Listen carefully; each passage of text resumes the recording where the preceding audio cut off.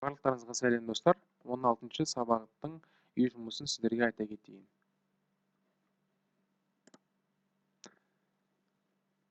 Так, мінекей, бірінші тапсырманы орындаймыз. Сөздік қорға байланысты ауа райы, біз өтіп кеттік. Күн шығып тұрған кезде, қар жауатқан кезде, жаңбыр жауатқан қалай аталатын, иә? Неге біріншісінде бізде берілген ауа райы. Қараңыздар. Лос-Анджелесте, күн шығып тұр, санный.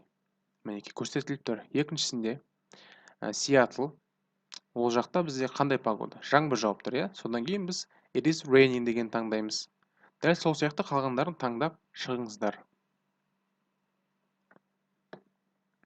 Грамматика бөлімінде орындаймыз.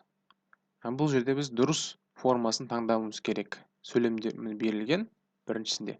I usually work at an office downtown.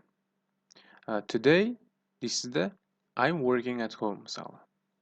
Әдетте мен қалада, қаланың ортасында офиста жұмыс істеймін дейді. Офиста, иә. Бірақ бүгін мен үйде жұмыс істеп жатырмын. I'm working болады.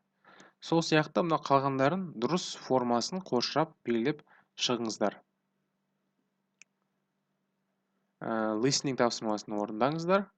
Үшеуінде сіздер белгілеулеріңіз керексіздер. Қайсысы шын мәнінде болып жатыр, иә? Тыңдайсыздар ғой, не болып жатқанын. Соған байланысты сіздер мына жаққа галочка қоюыңыз керексіздер. Мысалы, мына мысықты емдеп жатқан сәт болып жатыр ма, әлде компьютермен жаңағыдай біреумен сөйлесіп жатқан сәт пе? Екіншісінде футбол ойнап жатқан сәт пе, әлде тағы да басқа, иә? Соны мұқият тыңдап отырып, сіздер белгілеу керексіздер.